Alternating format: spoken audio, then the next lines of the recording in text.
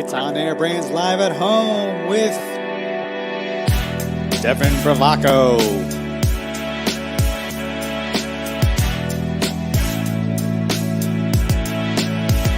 Eric Cabral,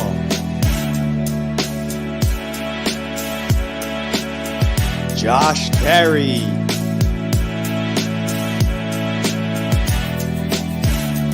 Jordan Fraser, and Justin Fraser.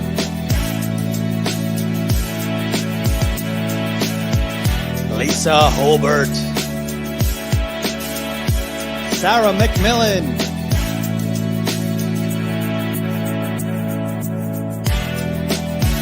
Chris Orsi, Jack Turkel, and Jake Resnicki.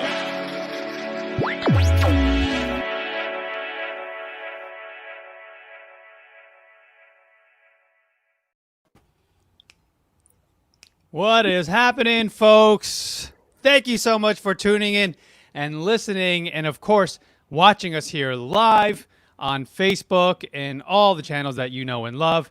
We got a huge show today, but before we get into it, I just wanted to make sure that you folks, please share this one because this is going to be a big one. Super excited to have our guest today. You have all the host of characters that you know and love with Lisa Holbert. Lisa Holbert. My kids say that now, actually. Go, oh, look, it's Lisa Holbert. Devin Bravaco, Josh Carey, the usual suspects. But before we introduce our amazing guest today, who's going to be a part of the show, like and share this because sharing is the current currency.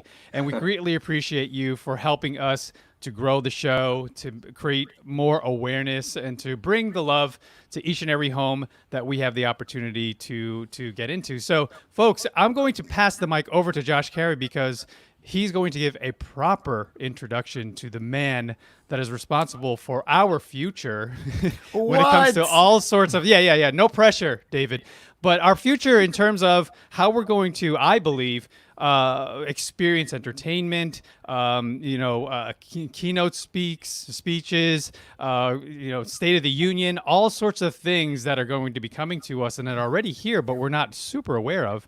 This man is going to be responsible for. So, Josh, please do us the honors of letting the audience know who the heck is sitting in with us from the West Coast. Thanks for getting up early, by the way. I know it is from the West Coast. It's crazy that everybody can sort of just come together in some sort of virtual. The technology is mind blowing. We're on the East, he's on the West. But it is David Nussbaum, who happens to be one of my closest friends, if not my closest friend. Dare I say my best friend? I don't have many, really. I don't have any. So David, you're it. I hope that's cool. I've known David for years. We grew up together. We went to middle school and high school and beyond together. If I'm not mistaken, Jake, if you want to take us to the group shot, thank you. If I'm not mistaken, David, we even dated some of the same girls. Probably a story for another time. But seriously, and I mean this all, David Nussbaum is the reason that I have Andy Dick on speed dial. Again, probably a story for another time. I still do. You remember those stories. Andy Dick, if you're not familiar, Google him. But it is David Nussbaum. So cool to have you with us, David. Thank you for coming along. By dating the same women, do you mean you stealing my girlfriends in high school? Or I think that is more accurate. Wow. Well, I guess we've come a long way. Is that how you see it? Yeah. No, I know it's all good times. We used to hang out in New Jersey. We used to hang out when we were both living in New York. And I love our conversations, and I was very happy to have you on the show today because it just makes a lot of sense.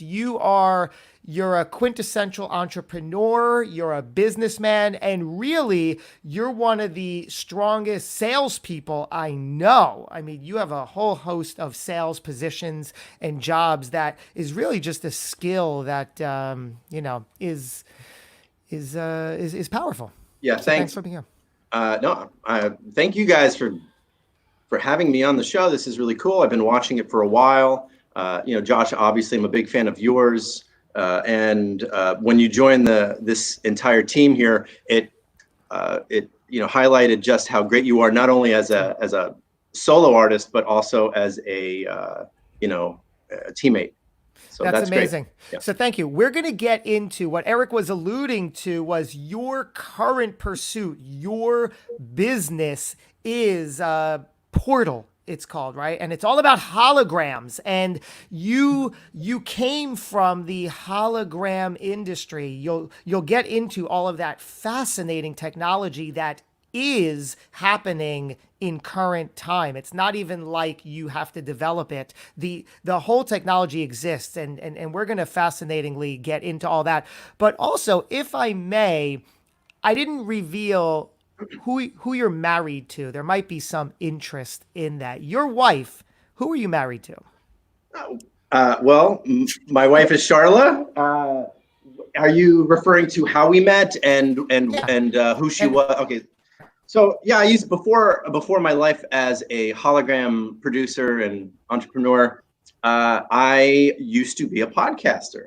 I started a show over 10 years ago called Decently Funny, and we would interview every celebrity that we could get our hands on. We started out interviewing like reality stars and low hanging fruit, people who needed to be in front of that camera. But then obviously we graduated onto the more infamous and the more celebrity and the harder to get to as our numbers rose. But early on in my first, I believe it was episode 9, I interviewed a woman who won a reality show. She probably hates that I'm leading the show off with this, but yeah, her name is Charla. She won Paradise Hotel. She was a villain. And so we met on episode 9 of Decently Funny, and then we dated. We stayed friends, and then we dated, and now we've got 2 children together. So podcasting has changed my life. Yes, and certainly blame me for leading the show. You didn't choose to lead the show. Right. I led the show this way.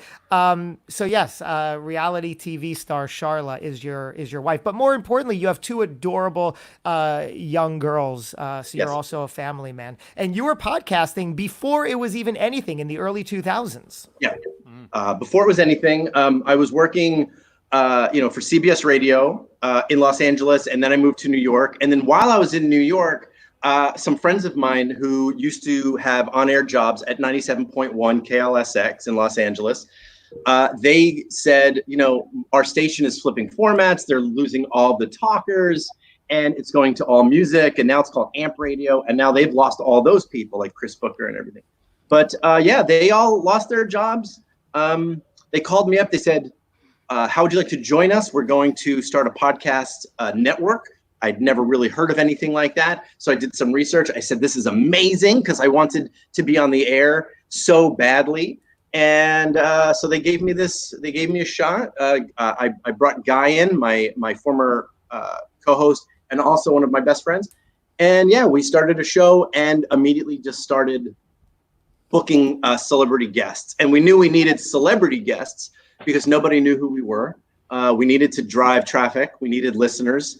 And so I figured people with huge social media accounts and people with celebrity status, influencers, would be a great way for us to get our voices heard and our show listened to. It's a great strategy. Yeah. We've implemented the same exact thing with relative success. So it's brilliant, especially you were doing it before anyone else was doing it. So you were sort of leading the path for us. But before we get, it doesn't have to necessarily be linear, Josh. I kind of do want to share with the audience what the heck you're doing, which is so impressive. I just really think it's so inspirational because I see technology as is when it's leveraged as a tool to do great things. It's just so inspiring. So can you talk a bit about what you're currently, like, what iteration is it at now? Sure. Like what that people can actually get a hold of, and then we could sort of backpedal into how that all came to be and what we were talking before the cameras turned on about obviously the thing that everyone knows about is Tupac at Coachella. Sure. But so if anyone's wondering what David does, he does a better version of that a cooler version that's accessible to everyone now. Well, I have- also, thanks. let's go back. Tupac at Coachella. Maybe not all of us are Oh, sorry, familiar Lisa. with Coachella. I'm just saying, like, for our audience. Okay, yeah, let Dave explain what that is. Yeah. Okay, What is that? sure. Well, Tupac is I don't he's a slain rapping icon. He passed So away. well put, David. I love it. This is fantastic. Yes. He lost his life tragically, and one of the things that came out of that, although we all wish that he were still with us today, and we wish that nobody would ever pass away.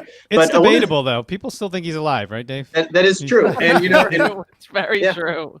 that is very true. He's still But he just dropped like his 80th album, so I don't know how these that's things happened. happen. Well, and it is because of the power of holography that allows the continued success. Look, you know, you've got books, you've got documentaries, you've got films, you've got re-releases of records, and now you've got hologram shows, right? So Tupac rose from the stage 10 years after he was, you know, gunned down.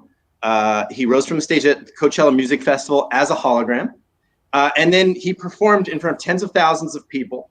And he also performed on stage with a very living Snoop Dogg, right? So you have a hologram of a late legend with a real person, and they're performing together on the stage at the exact same time in front of thousands and thousands of people. And all these people are seeing it without wearing, you know, a VR headset or 3D glasses. It's really there. They're really watching.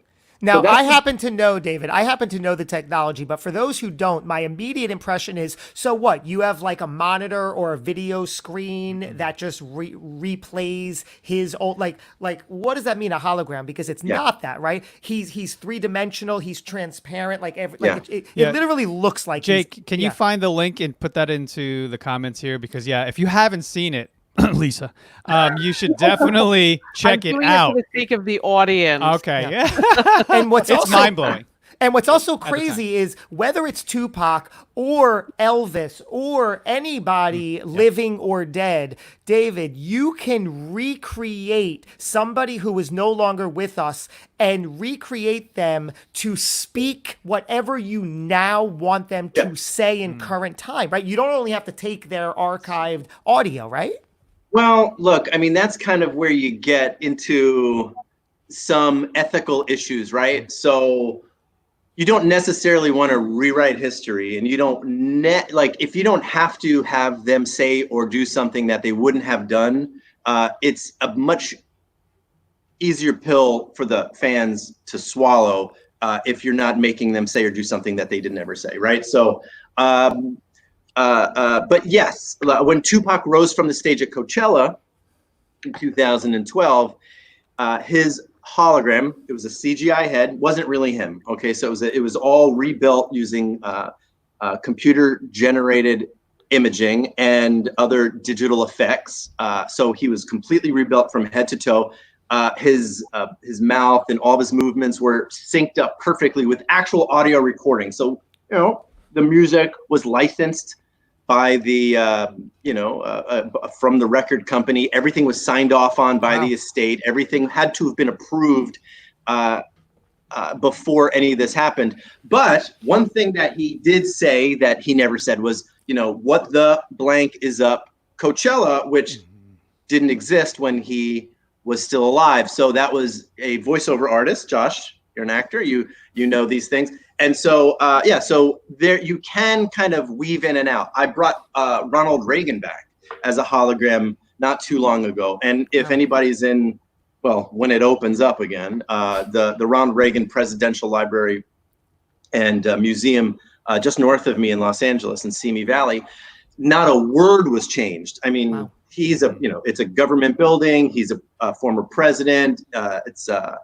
You have to be very careful about changing any words. You definitely don't want to rewrite history when it comes to stuff like that. But yeah, again, all CGI. I mean, it's digital, and it materializes right before you. It's quite remarkable.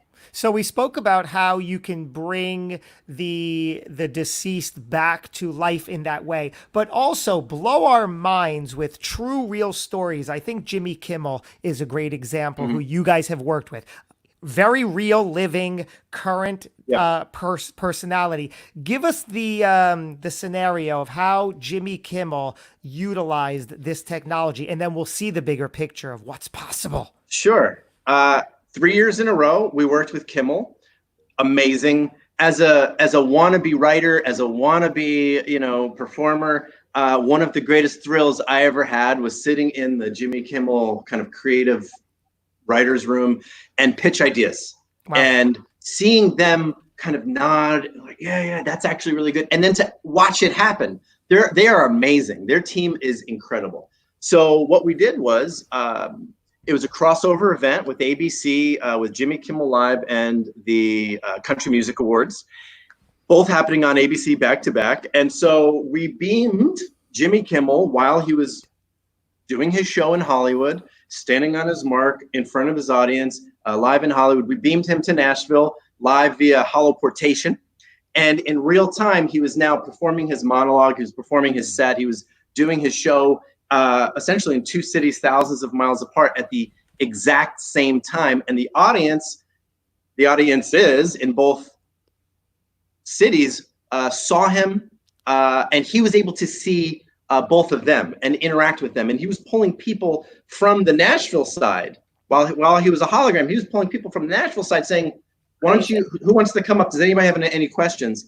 But even more exciting than that, as Country Award artists were winning the awards themselves, they would then get beamed back to Hollywood to either be interviewed by Kimmel or perform live on his backlot set. So double beaming. And we did that year after year. It was wild. It's amazing. I'm thinking here we'll do something unprecedented. We haven't really shared screens because I just want people to really grasp and understand what the heck you're doing because it's so impressive. Yeah, you have to see it. And I'm hitting Jacob. I sent through the private chat here the link to his site. And then, David, you tell us which one will showcase, 30 seconds or so, what it is you're talking about, Jake. And I think you maybe have to come on screen, Jake, if you want to share your screen. There he is, the mastermind behind everything. Show the Tupac ad. Yeah. Do you want to do that? Nah, because that's let's show what David does. Let's show. You know what's great? If you pull up the if you can find it, we did a Hunter Hayes hologram where Hunter Hayes was live. And this is Hunter Hayes, Jimmy Kimmel. It's probably on my site somewhere. I don't know. Yeah. If you can't find it, not a big deal. If you go on his website, Jake, he's got a bunch of videos at the bottom. If you can't find, I don't know what's on there, but yeah, Hunter Hayes was live, and then we have a bunch of Hunter Hayes holograms performing around him. Yeah. That was pretty wild. We did that on Kimmel. But look, anything you pull up, I'll talk about, Jacob. Yeah, on his website. Let's go to his website. So don't stress, whatever you got. While we're doing this, just to reiterate the Kimmel deal. So Jimmy Kimmel is he is on his stage performing to a live audience. There is 1,000 miles away another theater with real people watching an empty stage, but then Kimmel is hologrammed in, and he looks 100% real, right? Yeah, we had him Star Trek-y kind of materialize in, and he kind of looked around. He says, "Hey, I'm here. This is amazing." Wow. And we had a shot of the audience that we sent back to Jimmy Kimmel, put it on a giant monitor, a little behind the scenes for you guys. And so he was able to hear, see, and interact with the audience that he was being beamed in front of. So he, for politics, it's great. For religion or inspiration, you could beam in front of not just one place, but you could beam in front of hundreds or thousands of locations and have the kind of supernatural-like ability to hear, see, and interact with all of those people if you choose to do so. All right. Do we have the screen share? Jake's working behind the scenes, but... let's see what we got. Yeah. So he's a hologram right there? Right. So he's real. Okay. Here, start it over, Jacob. Here, start it over from the beginning. Watch this. This is so cool. So he's live there, and then there are his holograms that we kind of materialized around him. Oh, that's all him, but they're all fake. All him. We shot him in advance. Wow. So there's the live audience. There's 4 hologram Hunter Hayeses. Wow. The only real Hunter Hayes, that's the real one. Wow. He's amazingly talented. So yeah, I'm sitting in the Kimmel writers room thinking of Taylor Swift or thinking of, Wow. and I said, what if we had one really super amazing country artist, performing every part of, Wow. you know, Wow. yeah. That's Yeah, no, amazing. go ahead. That's so So cool. I was a fan of all those, all Why? those. No, Yeah, go ahead, Jake. Josh. why isn't somebody like Taylor Swift embracing this like yesterday and selling out tickets across the country simultaneously now? Or when is that going to happen? When is this going to be the norm? Look, I don't know. I think that's a great idea, and Especially nowadays, right? I mean, most yeah. especially. Oh yeah. Yeah, no, I think that's a wonderful idea. That's something that we, that we talk about all the time. I've had some amazing meetings. We have done some stuff. I think, we've done hologram concerts where we beam them out. They're not regular because, again, what you're looking at, these stages are not inexpensive to build. They take up tons of space, Wow. requires months of planning. Oh wow. As you've noticed from those stages, it requires darkness. And it also is just very expensive. So not scalable. I'm not sure that it's something that particular, what is called Pepper's Ghost technology, that Tupac technology. I'm not sure that is the future of how holograms are going to get beamed places. But it's still pretty cool. You go to Disneyland, you go to Universal Studios, like they're great for permanent installations. Hard to I see. hard to tour. I see it on a tour where you have several of these on stage, right? So in different areas of the arena where they, and there's most of the time just one of them, but then you could occasionally do all of the portals having the artist. But I mean, that's really what they do is they walk back and forth so that everybody experiences them in front. But yeah, I could definitely see it working. They just need to buy more portals or rent more portals. So, right. Well, the portal is a different technology. It's been, I believe it's the best visual hologram effect illusion anywhere in the world. oh yeah. And we haven't, I don't know if you guys feel like showing that, but I do yeah, wanna Yes. show it. Yes. I do Go to wanna his show it. website. Yeah. Yeah, go to the website, Jake, and show at the bottom. The There's box, a bunch yeah. of videos. Yeah. yeah. So basically, spell out what the portal is. Your company now. Yeah, Portal. So when I left the old company, I started Portal, and I knew that I wanted, like I mentioned earlier, it's the old technology requires tons of space, requires dark settings, requires a lot of money, and months of setup and planning. So I started Portal because it's a single passenger holoportation machine. It's like a if some of you guys can remember, I'm dating myself. There used to be something called telephone booths, and so Yeah. I miss those days. Those filthy telephone booths. in my day, right? So so it's a hollow booth. It's a hollow phone booth, right? So it's about the size of a telephone booth, and a single person can beam from wherever they are into wherever they need to be, as long as there's a portal there. And so we've actually started making some. Yeah, here we are at Comic-Con. Yeah. This is we're doing some live telepresence there. So these are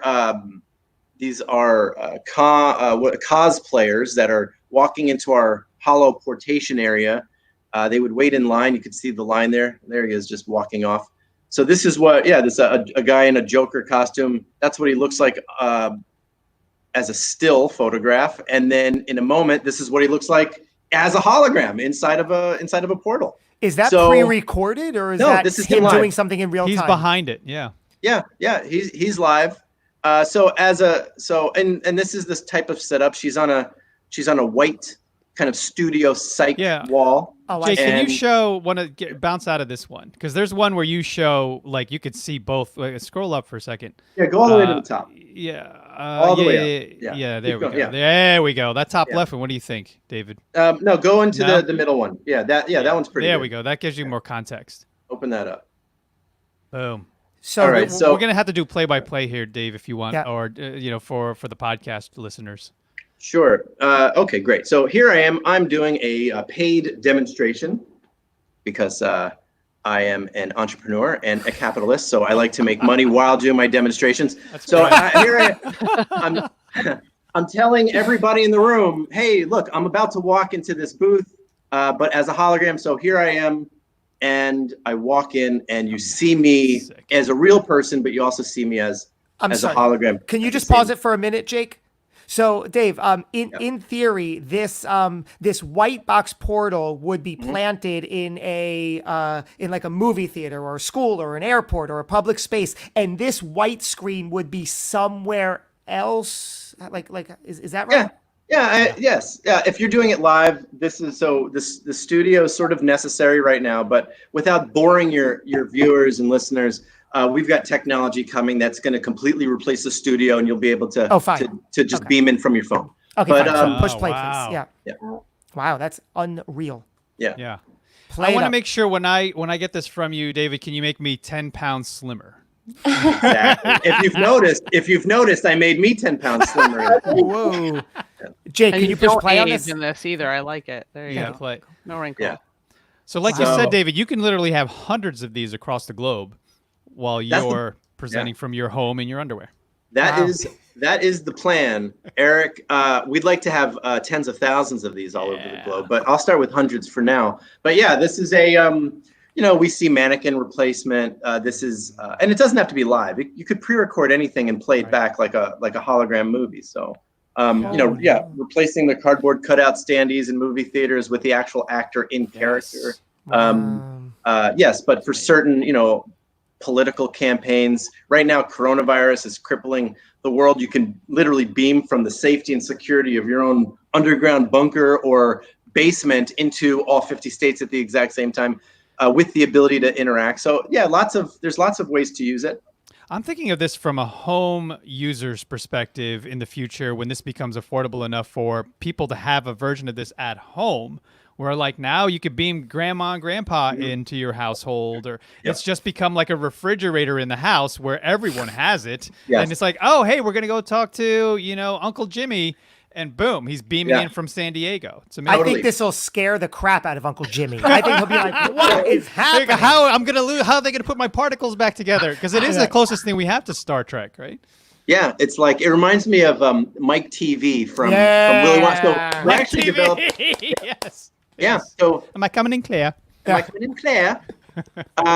We made a small one too, so we're calling it the mini portal for now, and it is about a 1/4 scale, and it'll be a tabletop, and eventually by this time next year we expect it to be a consumer device. Yes. So it'll be hologram. It'll be hologram Zoom. Love it. When you're not using it as a hologram Zoom, you're using it as a hologram Alexa, or maybe a hologram fish tank. So. Wow. So the keynote speaker industry could sort of take hold of this too, obviously, right? I'm so sorry, but I said the word Alexa, and now my Alexa is talking. Technology. So I missed what you said. There we go. I said the keynote speaker industry could sort of take hold and have use for this kind of a thing. Oh, 100%. We've gotten contacted by all the big names. Not all the big names. I mean, you guys haven't contacted me yet. But many of the big names that you would know, from inspiration to politics to major CEOs. Wow. A lot of the people that are famous through the LinkedIn connections. I know you guys talk about a lot of them. We've spoken to them as well. Conventions, trade shows, keynote speeches all day long. Yeah. What about the big Facebooks of the world? I mean, don't they have a product? Is it the same name actually? Yeah, do they have a portal? Yeah, I mean, thank you for bringing that up. I'm sure you were first to market, my friend. I'm sure. But the thing is, it lends itself well to a big corporation to say, "Hey, David, you know what? Let's just grab your technology. Here's $1 billion, and we want to now slap a Facebook logo on it." I mean, there's a lot of opportunity there for these companies to really leverage what you've built and put it in every house. Yeah, we do have some exciting channel partnership conversations happening right now that would do something just like that, but we'll see how that goes. We're just getting started, but we'll we'll have to do another show where I talk about how I'm spending my $1 billion that I just made. And Well, look I at think this. Yeah. Go ahead. I think Lisa. it's fascinating to hear, you started this talking about how you were doing a podcast, and Jake, you can put us at, yeah, thank you. But because I like this, I like to see everyone. Yeah. Yeah. So, but you started a podcast, and it was supposed to be funny, right? It was a comedy. Mhm. And now you're talking about the technology of holograms, and I'm like, okay, wow, there's a gap there. And what's going through my mind is, I'm curious, like, how did you go from a podcast of interviewing stars to you're creating them in holograms? Great question. I can totally answer that question. The year was 1970. You're only 40 something. You already gave that away. Couldn't be 70. One of my guests when I was hosting Decently Funny was an eccentric billionaire who was born a billionaire. And I thought it'd be kind of interesting to have somebody who's born a billionaire who doesn't know anything about how, the real world works.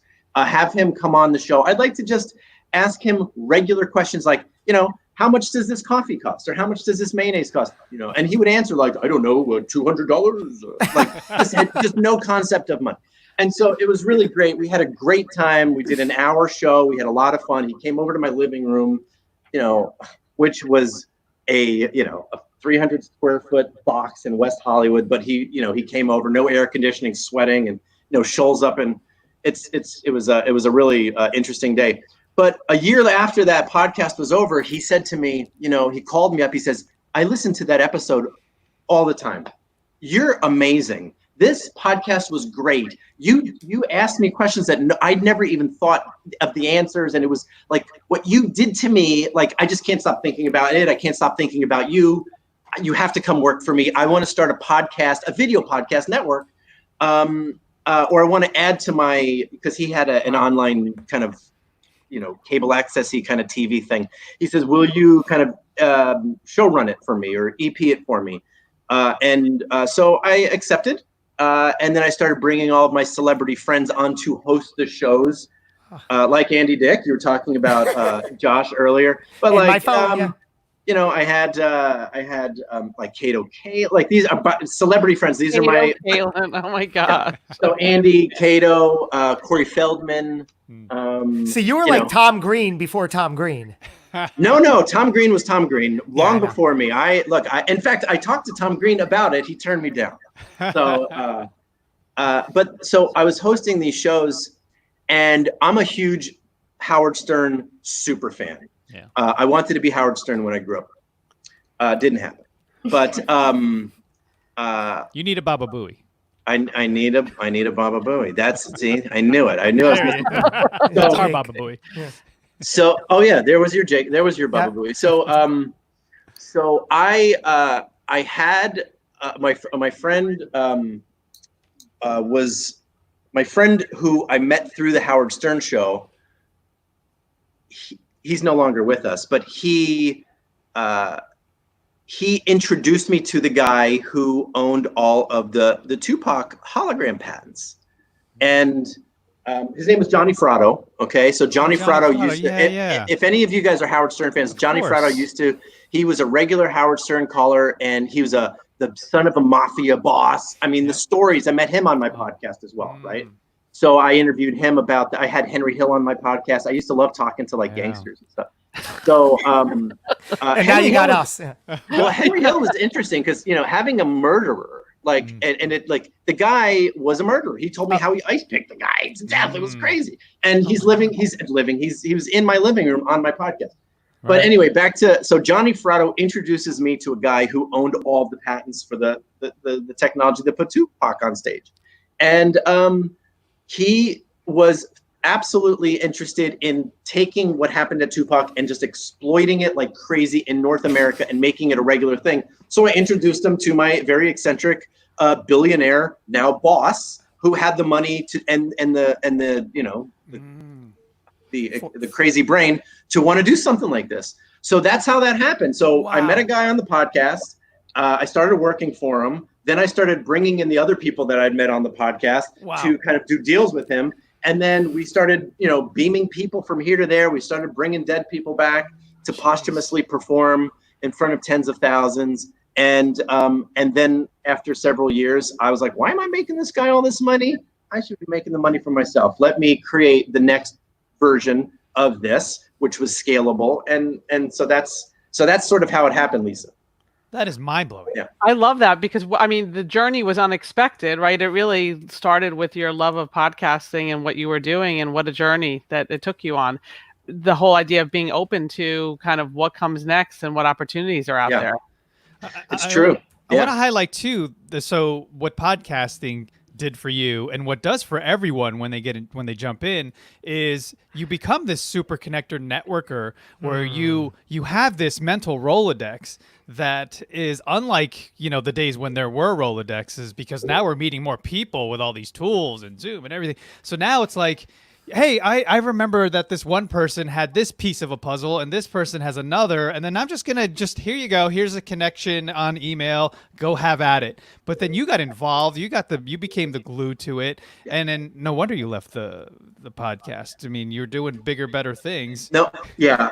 I left the podcast for two reasons. One, I had just had my first child and she was crying all the time. Oh, kids. And so always getting in the way. Well, and it was a little strange because even though I was having like celebrities on the podcast, I was running the podcast out of my living room. They were still strangers and they were coming over, and now I have a baby and I've got my wife nursing in the other room, and it was just weird. My first child was just a baby and she was crying and screaming, and it didn't make for a very great sounding podcast.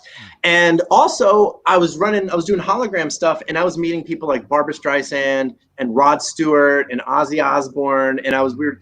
I'm like, no offense to Andy Dick, but it's like, I've now achieved because I love Andy Dick. I'm a fan, I'm a friend, but I think even he'll admit, I'm now talking and negotiating deals with just at a different level, and so it was hard for me to go back. Yeah. Wow. I want to talk for a moment about celebrity, specifically for you, David, because you made an interesting comment early on in this episode. You said, I wanted to be on the air so badly. And I have the luxury of having known you for a while. And I know that about you. You married somebody who was a TV personality. Yep. You became a Stern super fan. And like our man Jacob behind the scenes, you are to Stern what he is to New Jersey 101.5. He tries to call and get on the air as often as possible, but I know you've also made some headway. What would you say? Why, I'm all about going as deep as the guest will allow. So take this where you feel comfortable. What is it really about your desire for celebrity, to be in and around them, to want to be on the air, and to just want to be seen in that way? The year was 1974. Josh, I don't know how to answer that. I haven't really thought about it. When I was in therapy, I was talking about other things that were causing my life to spin out of control. It's exciting. I think, look, when I was 18 and I switched over from New Jersey 101.5 to 92.3 for the first time, and I heard Howard Stern talking about the stuff that he was talking about, I said, this is amazing. I was just, I was late to school that day because I needed to hear what he was going to say next. Right. And so I said, this is amazing. I have to do this. I went to school for radio. I had my radio show in college on Sunday nights at like 2:00 in the morning. And then after college, I did the kind of the radio thing. And so, yeah, I moved to Los Angeles to get on the radio, but I started working for a Spanish language radio station. And so that didn't work. I don't, but I spoke sports, and it was a sports radio. It was the Dodgers, it was the Lakers, and so my way into the radio world was as a salesman. So I was selling all of the the play. I was selling the play-by-play, and this stolen base brought to you by ADT. Don't get caught stealing. That kind of thing. How much does something like that go for? I mean, I was selling, you could sell a spot like that. I think a spot at the time cost around like $125 for either a mention or. Oh, yeah. wow. Yeah. And that was a 5,000 watt Spanish language radio station in the heart of Los Angeles. And, but then I graduated to, when I moved to New York, I started working for the New York Yankees radio network, which was, on CBS 880 at the time. And now all of a sudden, 50,000 watt, monster signal, millions of listeners. And I still wanted to get on the air. And the program director knew that I wanted to get on the air. So I'm not answering your question at all for some reason, Josh, but I'm kind of telling you. But it's still intriguing. Go ahead. So you're talking about the Yankees, so it's okay. Yeah. I love it. Right, you're making it work. You're making us laugh. Exactly. You're diverting attention. You're good. Go. So what I would do would be I would sell my interviews as commercials. So like I would sell like a 60-second commercial, but then I would do a 40-second interview on the field with Derek Jeter or Mariano Rivera. And during my time there, it was the last couple of years of old Yankee Stadium and the new couple of years of new Yankee Stadium. So I was asking them really kind of, softball questions like, give me your favorite Yankee Stadium memory. And so I would have a sponsor I do a 10-second open and a 10-second close. This New York Yankees memory brought to you by blank. And so I'd sell the spot, and then I'd get to hear myself on the radio. And so I kind of forced my way on. Everybody liked my delivery. They thought it was clever. And then every once in a while, if somebody was late or if somebody was missing, they would let me do a fill-in. And so I kind of got to kind of push my way on a little bit just by sheer determination. And then podcast became a thing. And I said, who needs you? I'll do it myself. I just think it's so cool throughout like your whole journey. Like you're kind of like a one step ahead of everyone. I feel like everyone's kind of like looking back to see like what you're doing. Like even in that, like you're putting together this little like snippet, which is kind of now in history too, because they're talking about the old stadium and the new stadium. So I think it's pretty cool because even when you look at holograms, you're doing the same thing there. Not everyone's doing it, so it's pretty awesome to watch the growth. Thank you. I love to hear that. I thank you, Devin. I feel uncomfortable. It's nice to hear, but it makes me feel a little uncomfortable. No, it's awesome. Yeah. It was necessary, and thank you for grabbing the reins because that happened so long ago. And I was like, what is going on with that tech? I thought for sure we would see Marilyn Monroe and Elvis and all these people on stage. I'm like, this is it. It's finally the box is open, and we're gonna see Hollywood, embrace. I mean, bring Bruce Lee back for Christ's sake. Represent the Asians on cinema again and start kicking ass as And I know they got actually the blessing from his estate to make a movie. So yeah, dude, let me know when you bring him into the hologram space because it's just amazing how many icons that we can just bring back, and droves of people will come to see them.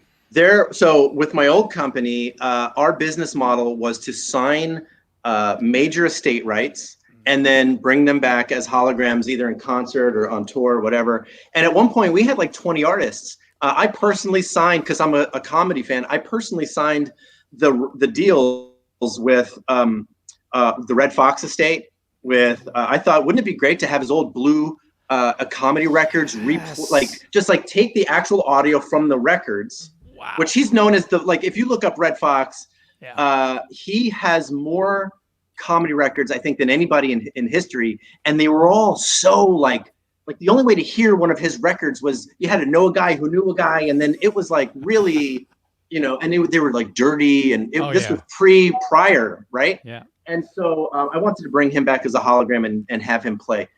Same thing with Andy Kaufman. I thought, who would be a better hologram than Andy Kaufman? He would, his hologram would pretend that he's real. Like, I'm not gone, I'm real, And so, but one of the things that I did was with an amazing group of people.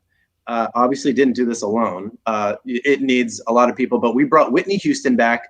This is before all the new Whitney Houston stuff that happened, but hologram Whitney performed on stage with real Christina Aguilera on The Voice. And so they performed, and then there was a controversy. So they pulled it like a day before it aired. But if you search for it, it's out there somewhere. It was pretty amazing. we spent it was a lot of hard work, but How yeah. how do you deal with the sort of PR, the negative press that comes? And maybe you could sort of quantify percentage wise how many people have a negative reaction to it. For me, I'm like, oh, loving, bring it on, let's see them Yes. back. And then I'm sure there's a large population or a small population that are like, oh, this is creepy, this is weird, no, no, no, and then they'll be upset about it. I don't know what the percentage is, but I'd say it's pretty high. People think it's macabre and creepy. We hear all the time, let them rest in peace. Oh, it's a money grab by the estate. It's not really, we hear all this all the time, which is why I sort of shifted out of doing the posthumous performances and focused on the live to beam people. I think it's just better to connect instead of separate. But you have to sign the rights with the estate. You can't just bring anybody back. So it is an endorsed, approved hologram. No hologram is going to step foot on stage without the record label licensing the music, or the venue approving what the show is, or the estate or the lawyers or whoever actually granting the rights. It's all very legal, and it's all very cool and fun. And it does generate a revenue that didn't exist before. And think about all the tens or hundreds of people that go into making it. It is a job creator. So it's when people say, oh, a hologram of Elvis going on tour, that's going to put real artists out of work, because now everybody's going to go. First of all, that's not the case at all, because there's hundreds and hundreds of people that go into making an Elvis hologram, right? So you're actually creating work. But I also say to those who think it's macabre or creepy or morbid, maybe you're right. But I saw recently, what's his name?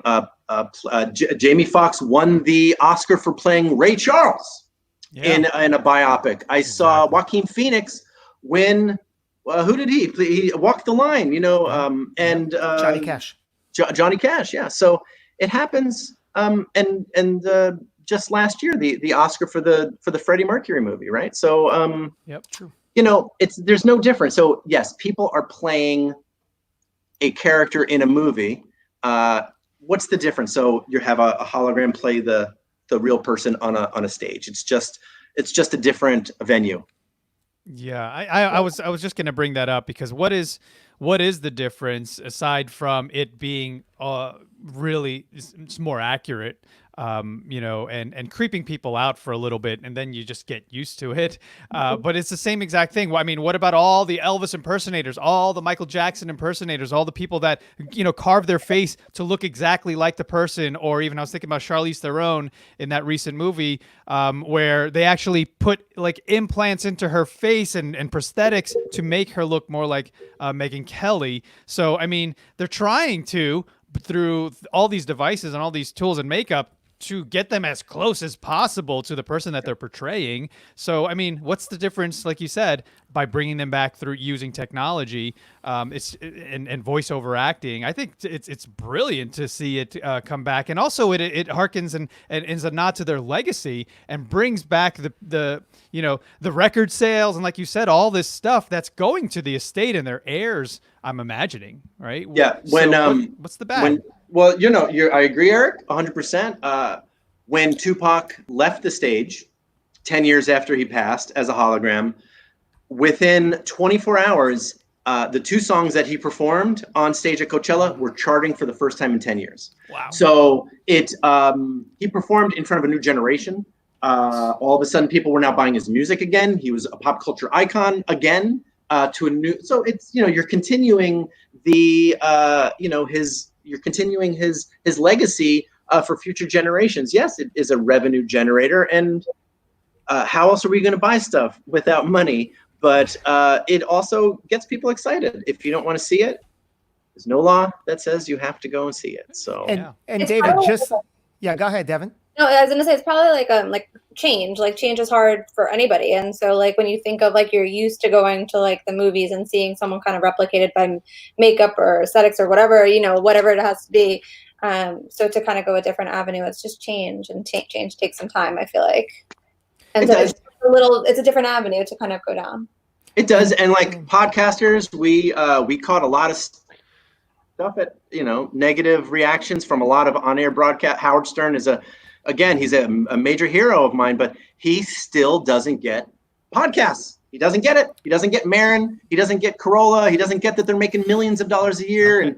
And Joe Rogan is the new kind of king of all media these days, right? Because of his, he's making major deals. So it's sometimes it takes people like us who are on the front lines, who are doing it before anybody else. We're gonna get hit hard, and we just have to just push through it. And if it's a good enough medium, like I believe podcasts are, just like I believe hologram entertainment is, it will survive. And just like we have those check boxes, like, do you want to donate your organs? Do you want to be cremated? Do you want to be a hologram upon your death? I say yes. Get that on the ballot. So that's a check box that we could check off. That is a great. That actually is already happening. Major studios are having their A-list celebrities sign on to actually getting full scanned, because look at what happened with the Fast and the Furious movie a few years ago. That poor God, what is his name? I forget. Paul Walker. Paul Walker passes away midway through the film, and so how do they put hundreds of millions of dollars into this kind of thing? So his brother had to play the role, right? But now they all get scanned, because what happens? Same thing with the Crow with Bruce Lee, Brandon Lee. I don't know where my brain is right now. I got you. I got you. you. A 4-year-old and a 5-year-old, so names I don't remember names anymore. But I'll give you a scenario, and you guys tell me what. Yeah. But the answer is Robin Williams actually put in his will that he does not want his face or likeness or image used for any kind of revenue or any kind of commercial purposes post-death for 10 years, other than a certain charity or two. So they are actually opting out of this if you really look for it. Well, that makes total sense, because now, especially with the advent of CG, it's not advent, I mean, it's been around for decades now, but CG modeling, you can recreate anyone who's been any Hollywood actor, posthumously, and just create them, but like you said, with permission and that checkbox, recreate Arnold Schwarzenegger a billion times.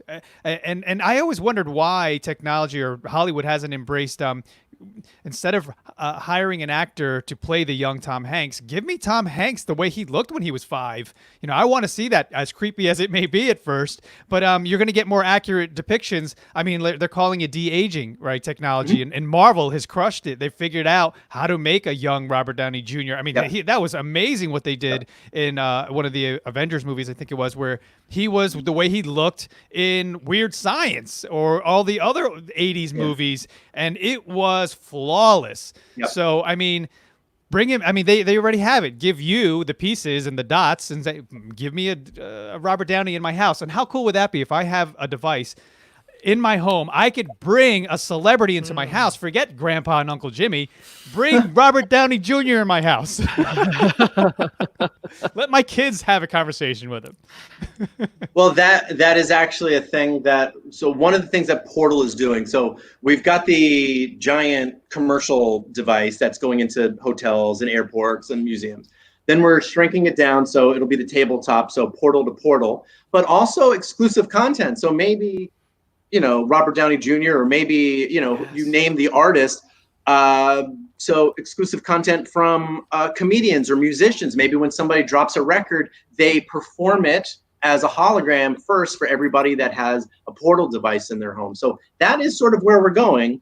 And I get lots of questions about, the adult end of how holograms look. But just go into that industry. We'll never see you again. You'll be a multi-trillionaire.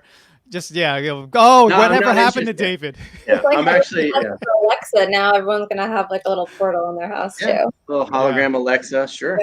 But there was I forgot what platform it is. Maybe you guys know, where you can actually hire a celebrity to do a shout out to your loved one, your wife, whatever. I know Justin, friend of ours, had Joey Fatone say "Happy birthday, Kathleen," in a message, in a video message to her. So same thing with Portal, where they could just bring someone in. I paid Joey Fatone $100. Why, Eric? No, whoever, Robert Downey to Joey. say, hey, happy birthday to my wife for, whatever, 1,500, whatever it is. There's so many different sort of things that can be done, case uses, just with the technology alone. Yeah, so cool. Yeah. I think that's a great idea, and I'll give you a finder's fee commission on that once we start doing that. I'll just add me to the board. I'd love to be part of the conversations, give some of my ideas. Now you're going a little bit too far. I'll take no pay. See that? You give an inch and they take a mile. But yeah, it's great, man, what you're doing. And I think, it's going to be hopefully just ubiquitous, and everyone, it's a household item. I'm in, I'm an early adopter. I'll take a beta, whatever you got. I'll buy into it. And yeah, check out what's some of the ways people can reach out to you, find out more about what you're doing, maybe partner, whatever. Sure. Well, kind of across the board, I'm at Portal Hologram on social media. That's the company, PORTL. No A. Reason why is because Portal with an A, the website costs more money. Portal Hologram with an A, $30,000. Portal, no A, $8. So I was like, okay, I'm going to go ahead and remove that A. Everybody knows what I'm talking about. And thank God I only spent $8, because after I chose the name Portal and announced it, like 3 weeks later, Facebook Portal came out, and I was like, oh, great, this is going to be terrible for me. So, or good. I'm sure they're going to just love me running around as Portal when they're pitching kind of a personal telecommunication device called Portal. It's a little bit confusing, and I think they've got a little bit more money than me right now. So expect a name change probably at some point. Oh man! So you're already racing against the clock. We'll see what happens. The most expensive letter A, $30,000. Yeah. If you wanted to buy. But there was also a video game named Portal, which is an amazing video game. So I'm surprised they didn't have the website. Well, I haven't gotten anything yet from anybody, but I wanted the name was important. Obviously, when you choose a name like your children or like your podcast or like your company, it has to represent something. So, when you're beaming somebody from one place to another, or when you're bringing somebody back from another time, you're putting them into a portal, and so it really just made sense. But I guess it makes sense for a lot of people because everybody's choosing that name for their company these days. So yeah, I'm not original. And then when you're looking at other company names, like as you're driving down the street and you see company names, when they're missing the vowels, I now realize it's because had they put all the vowels in, it's a much more expensive website to buy. So Gotcha. Yeah. Hey, Josh, are you thinking what I'm thinking here? Because why wouldn't David be a part of our next PodMax event as a guest, talking? Because like if I were a podcaster and I'm sorry, I am a podcaster. I forget. And you were on the other side of the mic, I'd be like, you were the most amazing guest. You have the most amazing product.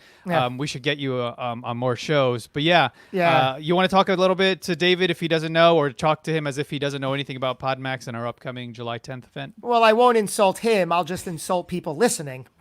No, because David does know, thankfully. He's awesome. But let's pretend he doesn't. He's a friend and a fan. So we run this incredibly unique event in the podcasting space called PodMax Global. We've done it a handful of times in person. Now we had to shift over to the online virtual version, which we did it a couple of weeks ago, and it got a phenomenal response. So we're doing it again and again. Our next event is July 10th. For those tuning in and watching, if you are an entrepreneur with a meaningful message to share, you know that what you're feeling, thinking inside needs to be spoken out through the podcast medium. This event is for you. Over the course of one full day from 9 a.m. to 5 p.m. Eastern, you will be a guest on 3 top shows in your industry. And when the mics turn off, you're going to get to be part of and experience a workshop, a networking session, and a keynote speaker presentation. Tickets open right now, podmax.co. And with that, Eric, should we announce some names? Yes. Go announce the keynote name. Don't announce the keynote. No, I said go announce the No, keynote I think we name. absolutely. I'll give Lisa the honor of announcing who the Shark Tank person's going to be. Wow. Well, we started with on the global side with James Orsini, and we are now lucky enough to continue the trend with a Gary Vaynerchuk associated company person, one of the part owners of the company, someone who is a shark himself, a guest on Shark Tank many times, and has just multiple ventures that he's participating in globally, as well as even involved in the National Football League. So we will not give those details because that'll be up to someone to go and look at the podmax.co website, but we will give you his name and you can find out all the details. Matt Higgins is our keynote for the event. And he is just, he has an amazing story. And I suggest everyone go check out the podmax.co website just to get a little touch of what his story is, because what he's going to have to offer to us will be super impactful. If you heard what James had to offer, this is now going to be another level of information. Absolutely. Love it. Yeah.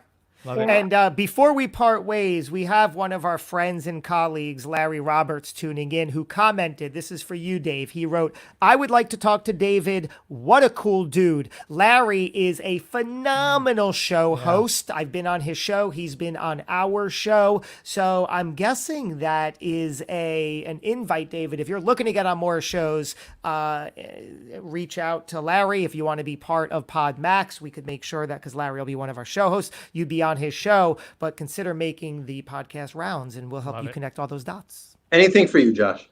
Love it. You're the And best my man. new friend.